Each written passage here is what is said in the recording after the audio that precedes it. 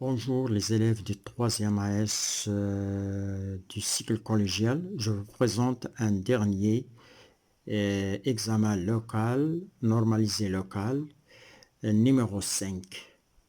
C'est le dernier examen local de ce premier semestre pour passer au deuxième semestre après les vacances. Alors, la première partie, restitution des connaissances, 8 points. Exercice numéro 1. Répondre par vrai ou faux. Alors, le beriberi est une maladie due à un manque de vitamine B. Vrai. Le kwashiorkor est une maladie due au manque d'iode. C'est faux. Le kwashiorkor est dû au manque des protéines. Les protéines sont des aliments protecteurs. C'est faux. Les protéines sont des aliments constructeurs ou bien bâtisseurs. Les glucides sont des aliments énergétiques. Vrai. Le dioxygène passe des alvéoles dans le sang premièrement, grâce à une grande surface d'échange. C'est-à-dire le dioxygène passe des alvéoles dans le sang grâce à une grande surface d'échange. C'est faux. Grâce à la grande vascularisation de la paroi alvéolaire. Faux. Grâce à la paroi alvéolaire très fine. Cette paroi très fine, il participe dans le passage de dioxygène des alvéoles vers le sang. Il facilite le passage. Mais c'est-à-dire le phénomène le plus important, c'est la différence de pression qui permet ce passage. C'est la différence de pression qui permet le passage de l'oxygène de l'alvéole vers le sang et entrant et le dioxyde de carbone du sang entrant vers l'air alvéolaire. C'est la pression partielle qui participe dans ce passage. Mais il n'est pas dit ici dans ces affirmations. L'urine est un liquide fabriqué à l'extérieur de l'organisme. Faux. Il est fabriqué à l'intérieur de l'organisme dans le rein. Le rein est un organe qui assure la réabsorption du glucose. C'est vrai. Dans le tube contourné, il y a une réabsorption du glucose et des sels minéraux. L'urée est un déchet éliminé par les reins, c'est vrai. L'urée et l'acide uréique, ce sont des déchets éliminés par les reins. Les artères transportent le sang aux organes, c'est vrai. Le sang et la lymphe constituent le milieu intérieur, c'est vrai. Les globules rouges permettent le transport des gaz respiratoires, c'est vrai. L'urine, liquide organique élaboré, fabriqué par les reins, vrai aussi.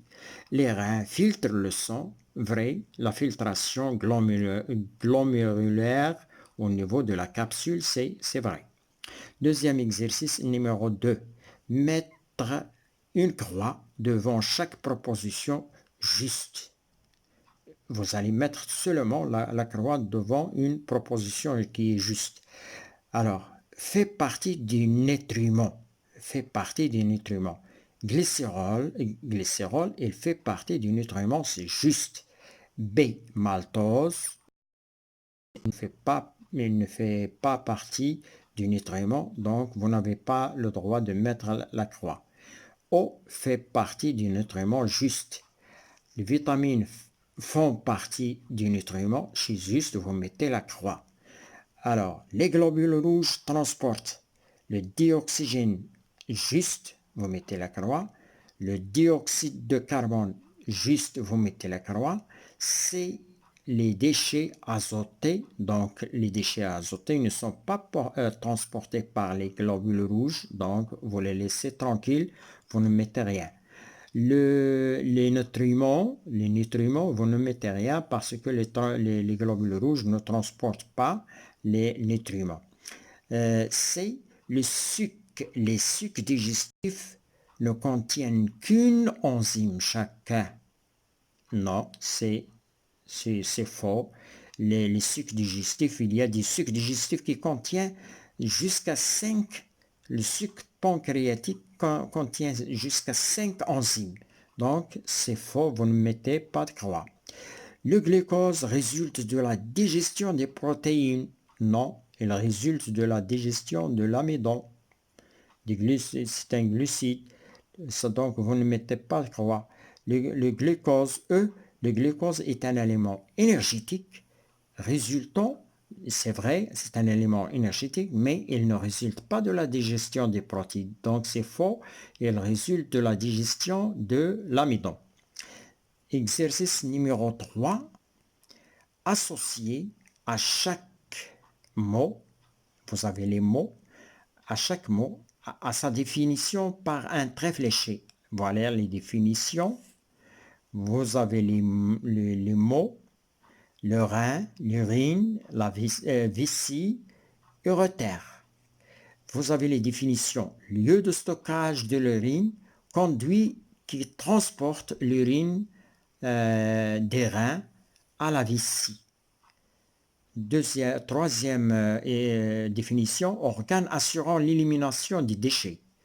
Le liquide fabriqué par les reins. Alors, le rein, c'est un organe assure l'élimination des déchets. Donc, vous reliez tes reins à 3. Vous reliez l'urine, est un liquide fabriqué par les reins. Vous reliez la vessie à lieu de stockage de l'urine. Vous reliez l'urétère, un conduit, c'est un conduit qui transporte l'urine des reins à la vessie. On passe à la page numéro 2. Le numéro 2 à l'exercice numéro 4 dans la restitution des connaissances. Numéro 4. Exercice numéro 4. Et première question, complétez le tableau ci-dessous. Et vous avez le tableau. Ici, vous avez aliments, rôle, quelques sources. Protéines. Le rôle des protéines, bâtisseur, aliments, bâtisseur. Rôle des lipides, énergétique. Rôle des glucides, énergétique comme aussi. Eau, bâtisseur, comme les protéines. Les sels minéraux, c'est les sels des bâtisseurs, on peut mettre un S, bâtisseur. Et vitamines, ce sont des protecteurs, des aliments protecteurs. Ils protègent le corps des maladies. Les vitamines protègent le corps des maladies. Alors, quelques sources. Pour les protéines, vous avez la viande, poisson. Pour les lipides, vous avez graisse et les huiles. Pour les glucides, vous avez les sucres et le miel. Pour l'eau, vous avez le lait par exemple, les boissons, toutes les boissons. Vous avez pour les sels minéraux, bâtisseurs, les légumes avec un S, les légumes et les fruits pour les aliments vitaminiques qui contiennent, riches en vitamines, les fruits, ce sont des aliments protecteurs. On passe maintenant au raisonnement scientifique, 12 points, exercice numéro 1, 4 points, faites correspondre un nom à chacun des chiffres. Vous avez ici les chiffres 1, les chiffres 2, à chacun des chiffres, vous allez correspondre un nom du schéma expliquant les échanges gazeux. Ce schéma explique les échanges gazeux respiratoires ci-dessous. Vous avez un échange respiratoire, les échanges respiratoires au niveau de l'alvéole. Alors, vous avez ici un air inspiré, riche en l'air inspiré, riche en dioxygène. Vous avez ici l'air expiré appauvri en dioxygène, toujours Il est appauvri en dioxygène parce que le dioxygène est utilisé par les cellules et il passe par les échanges gazeux de l'air alvéolaire vers le sang puis vers les cellules. Vous avez ici 3 CO2 qui sort vers l'extérieur. Vous avez ici en 4 ici, vous avez le 4. Ici, vous avez 4 oxygènes. Vous avez 3 CO2. Ici, CO2. Et vous avez le 5 sont entrant pauvre en dioxygène. Celui-là est pauvre en dioxygène. Le sang sortant riche en dioxygène. Donc, voilà, on a fini pour mettre les noms à chaque numéro. Exercice numéro 2, 4 points. Donnez le titre de cette courbe. Voilà, la courbe, il est dans ce document, c'est-à-dire le document qui est devant vous. Vous avez un axe, c'est une courbe. Vous avez un axe qui est vertical, la quantité du nutriment présent dans le tube digestif en unité arbitraire. Il n'y a pas d'unité ici. Unité arbitraire. On n'a pas donné ni gramme ni unité arbitraire, c'est-à-dire quantité posée sans unité. Donc, vous avez la quantité de nutriments présents dans le tube digestif. Donc, vous avez la quantité, la courbe. Vous avez ici des pointillés et des carreaux, puis un trait continu. Alors, si on des pointillés ici, œsophage. Donc, ici, vous aurez l'œsophage dans cette petite distance, œsophage. Ici, vous avez les carreaux. Les carreaux, vous avez l'estomac. L'estomac, ça commence après l'œsophage, il vient l'estomac, ici. Début de l'estomac, fin de l'estomac. Ici, vous aurez l'intestin grêle.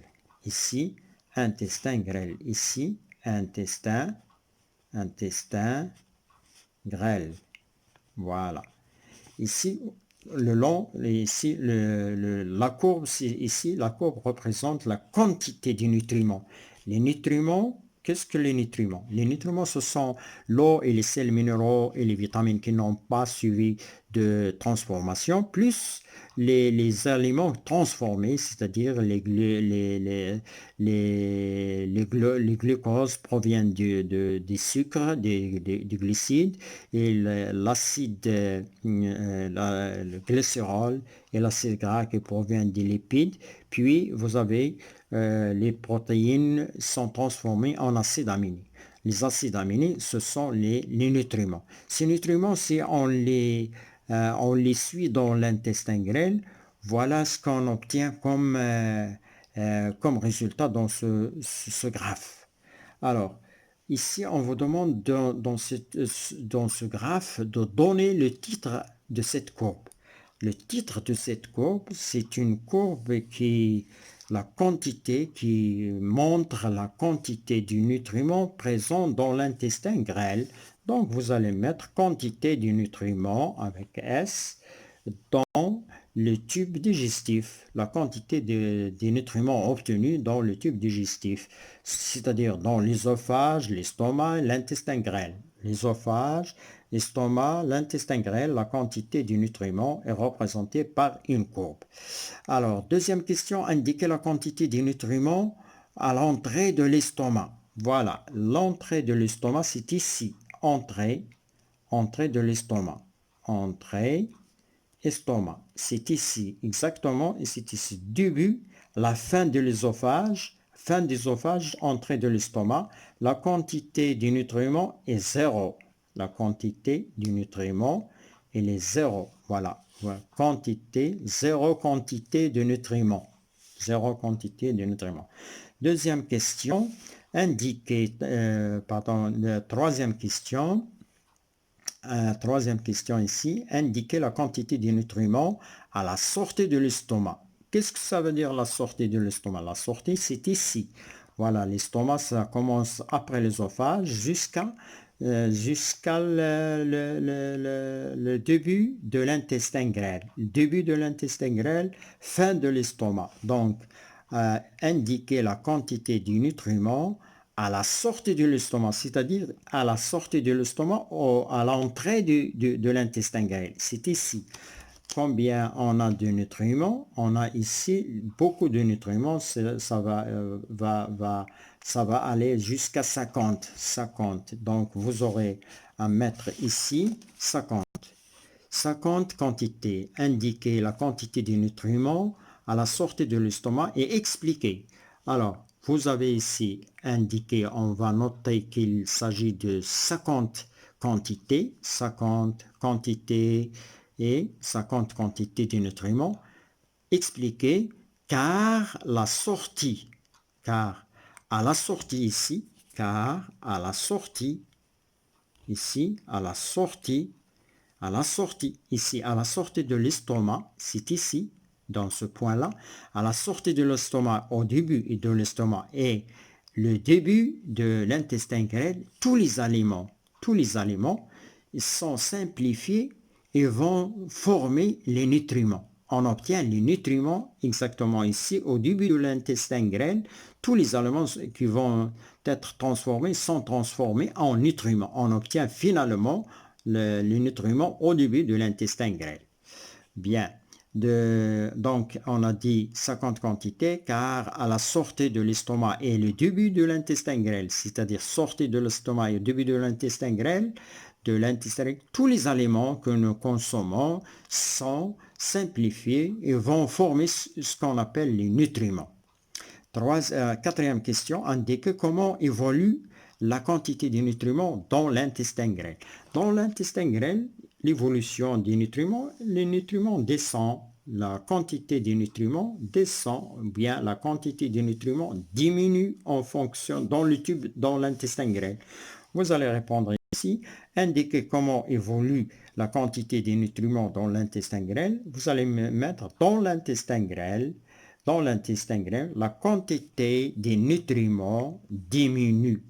La quantité du nutriment diminue. Passons à la question suivante. Cinquième question. Expliquer l'évolution. Expliquer cette diminution. Expliquer l'évolution de la quantité des nutriments dans l'intestin grêle. L'explication est facile parce que dans l'intestin grêle, il y a absorption. C'est pourquoi ils sont diminués. Et la quantité des nutriments diminue dans l'intestin grêle. La quantité, je reprends ici, la quantité des nutriments diminue dans l'intestin grêle car, ou bien parce qu'ils sont absorbés par les villosités intestinales. C'est simple comme bonjour pour expliquer ce phénomène d'absorption. Dans l'intestin grêle, il y a toujours le phénomène d'absorption. Alors, passons à la sixième question sur ce sujet, sur le même sujet. Comment les nutriments arrivent-ils jusqu'aux cellules? Comment les nutriments arrivent-ils jusqu'aux cellules?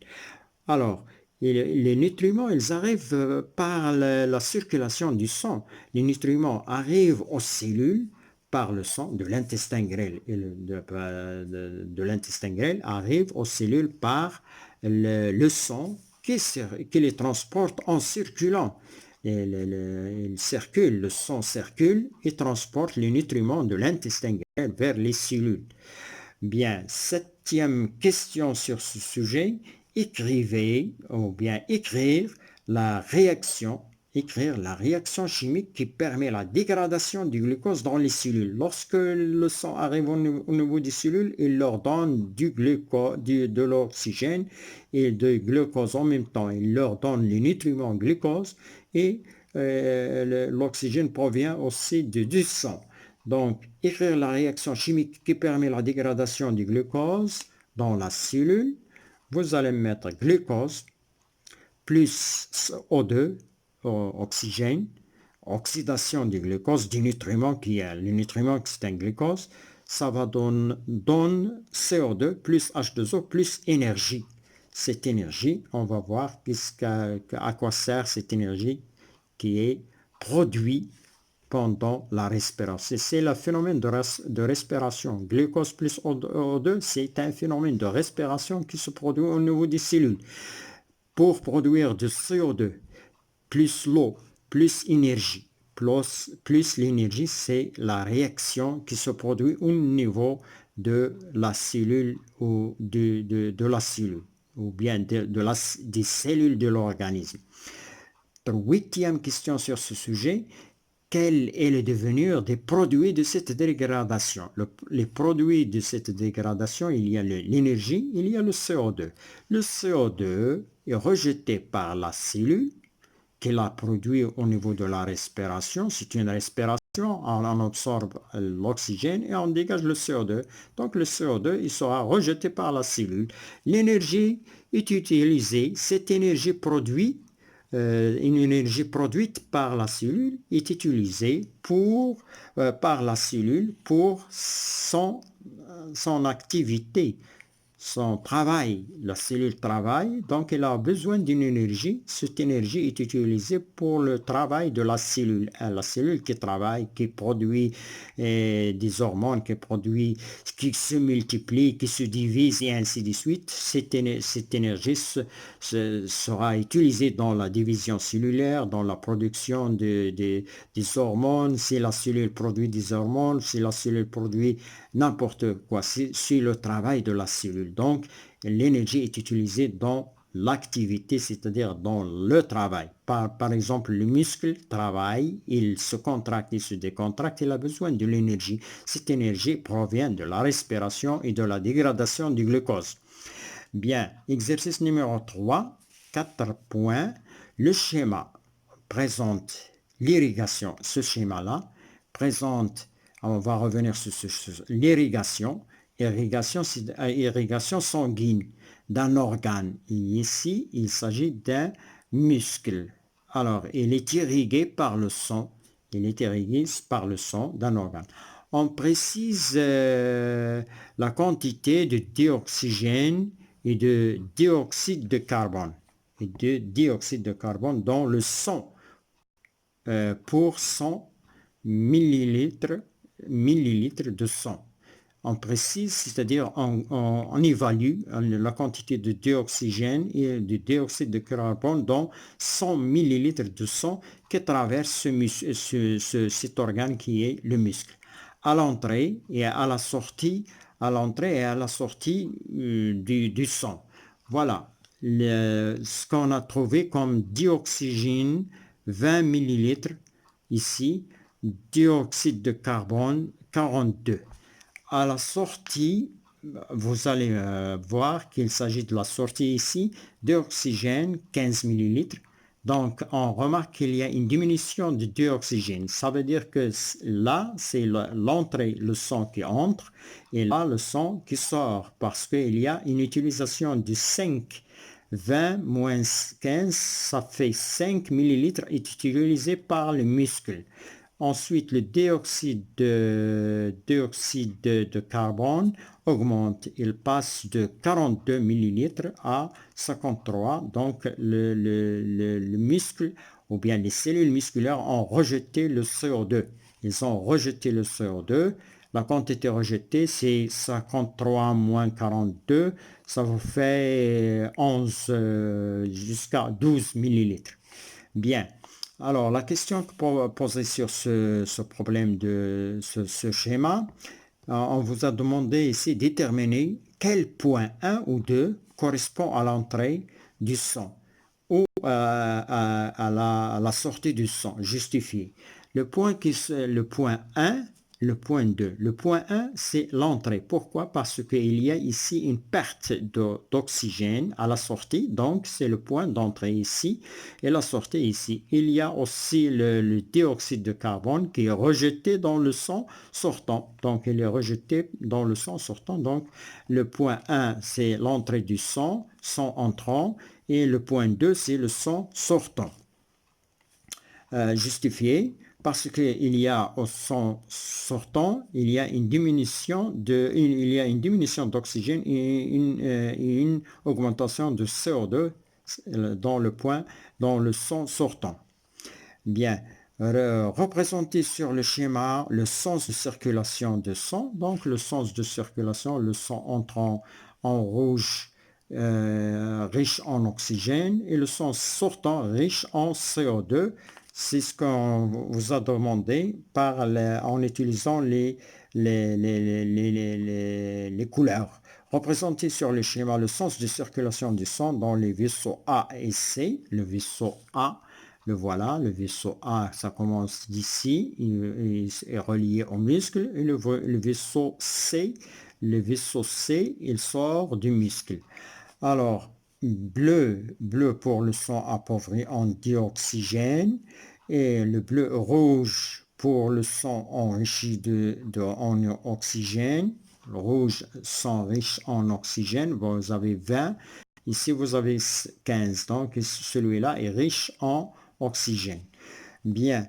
Annotez les trois vaisseaux sanguins A, B, C. Annotez, donnez un nom. A, le vaisseau A, ici, ça représente l'artère.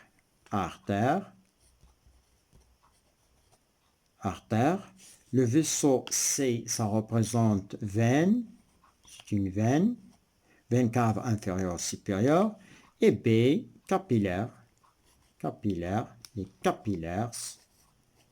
capillaires sanguins. Voilà, les capillaires sanguins. Voilà la notation ou bien la légende des vaisseaux A, vaisseaux C et les vaisseaux B. Ce sont des capillaires, des petits vaisseaux vascularisés à l'intérieur du muscle. Expliquer le phénomène se réalisant au niveau de l'organe. Un phénomène se produit au niveau de l'organe. Quel est ce phénomène? Le phénomène réalisé au niveau de l'organe, de l'organe ou bien de l'organisme ici de l'organe plutôt pour être plus sûr, et on va se référer tout simplement à la question parce qu'on vous demande ici de l'organe, au niveau de cet organe, c'est-à-dire au niveau du muscle ici. Ce n'est pas de l'organisme, mais c'est la même chose, l'organisme, la respiration, c'est la respiration cellulaire. C'est un muscle et c'est une respiration cellulaire qui se produit au niveau des cellules de cet organe, puisqu'il y a un rejet de CO2, il y a une utilisation d'oxygène, donc c'est la respiration cellulaire. Exercice numéro 4, pour finir, le schéma ci-dessus résume de façon continue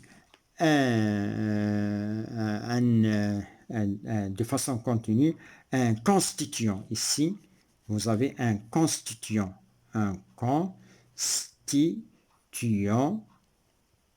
fondamental. Un constituant fondamental du rein.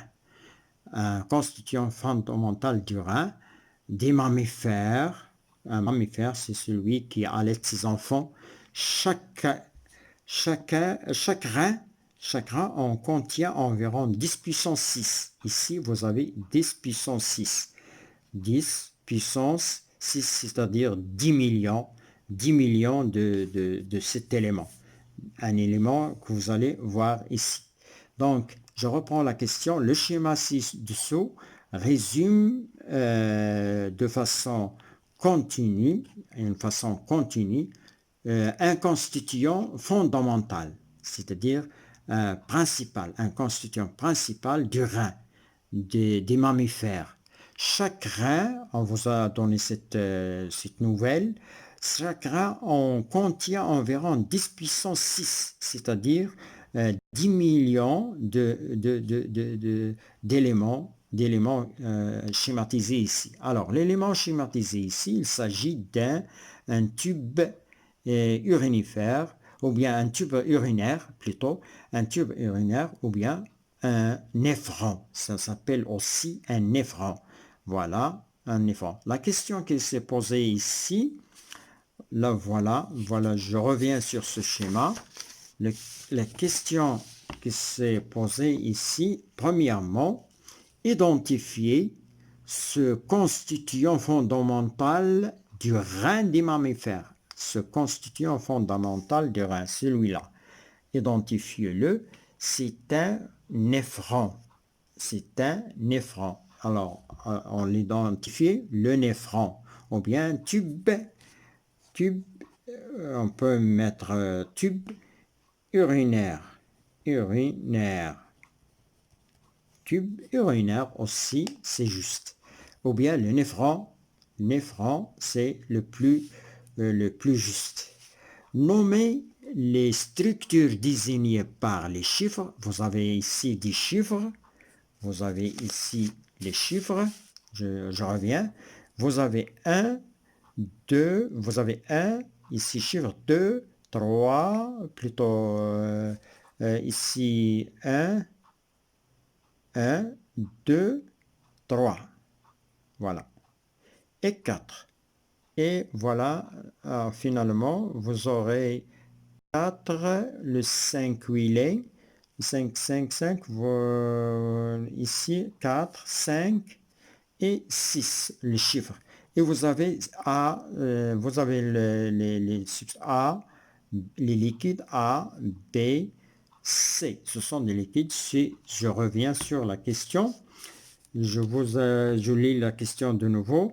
Nommez les structures. Nommez les structures désignées par les chiffres et les liquides A, B, C. Les liquides, ce sont des liquides ici. A, B, C, ce sont des liquides. Alors, nommez-les. On va revenir sur le schéma pour les nommer. Alors, les chiffres, vous avez 1, 100, entrant. 1, 100, entrant. 2, ici, ça désigne les glomérules. Le glomérule, c'est là, ici, glomérule. Et 3, 100, sortant. Sortant du néphron. Et 4, capsules. 5, tubes contournés. Tubes contournés. 6, ici, tube collecteur. Le revenons sur les liquides. Les liquides maintenant. Le liquide A, sang. Le sang qui passe ici dans le sang entrant et dans le glomérule. B, urine primitive. Urine primitive, c'est là où se forme l'urine primitive. Ici, il y a filtration du plasma glomérulaire ou bien du sang glomérulaire et la formation d'un liquide que l'on appelle l'urine primitive. L'urine primitive. Cette urine primitive continue et devient finalement l'urine définitive à la fin dans le tube collecteur. Il sort définitivement comme urine qu'on connaît et qui est exclue hors de l'organisme. Voilà. Et donc les lettres A, c'est le sang, B, urine primitive et C, l'urine définitive. On passe maintenant au troisième question, le tableau. Le tableau ci-dessous donne la concentration de quelques constituants de trois liquides. Trois liquides, le plasma sanguin, l'urine primitive et l'urine définitive. Voilà, plasma, urine primitive, urine définitive. Les constituants, le Na+, le sodium, le chlore, protéines, urée, glucose, ammoniac. Ici, vous avez NH4, ammoniac. NH4, ammoniac. Alors, les constituants dans le plasma, le plasma, le sodium, 3,2 dans l'urine primitive, 3 à 6.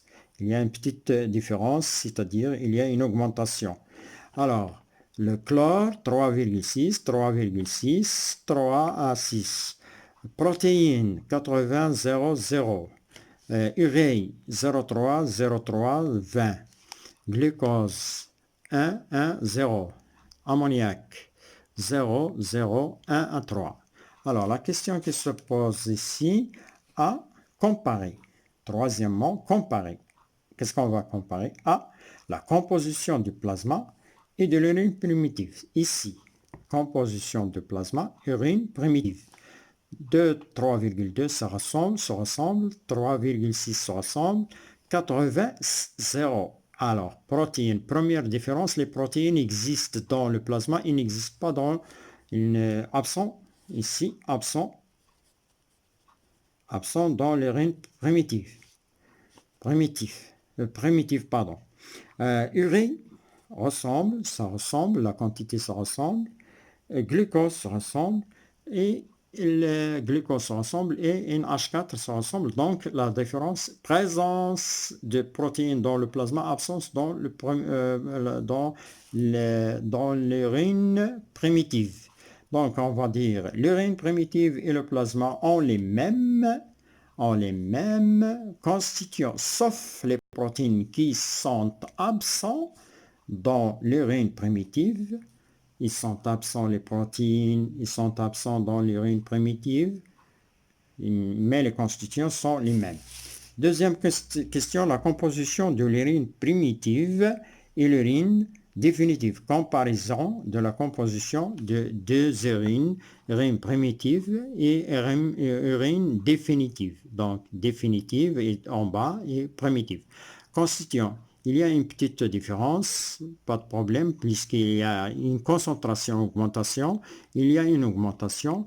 Ici, vous aurez la même chose, mais il n'y a pas de problème. Les constituants 0, 0. Ici, l'urée, vous avez ici, l'urée existe en concentration plus élevée ici, mais le problème qu'on va résoudre, c'est celui-là. Le glucose est présent dans l'urine primitive, ici, l'urine primitive, présence de glucose, et absent de glucose dans l'urine définitive. Voilà, c'est un problème ici.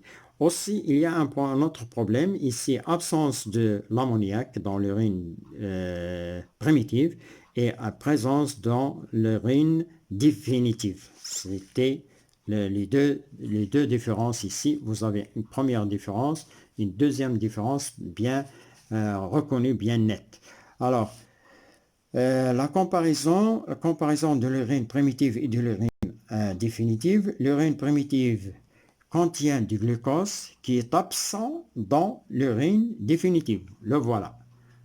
Contient du glucose absent dans l'urine définitive, pardon.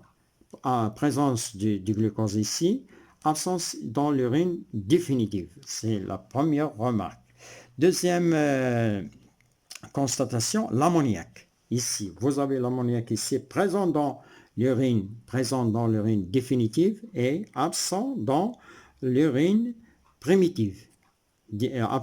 Présent dans l'urine définitive et absent dans l'urine primitive. Bien, c'est ce que nous avons. L'ammoniac absent dans l'urine primitive et présent dans l'urine définitive. Voilà la question. On a répondu à la question de la comparaison. Quatrième question. Que peut-on déduire concernant les étapes de la formation de l'urine? On peut en déduire par l'urine. L'urine se forme en 3 étapes. Première étape, filtration glomérulaire et formation de l'urine primitive. Ici,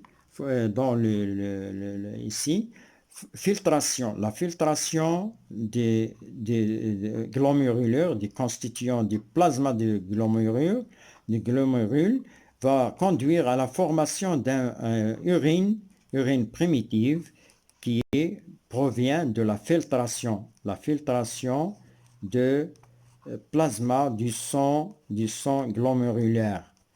filtration, sauf les protéines et les lipides qui vont rester dans le sang.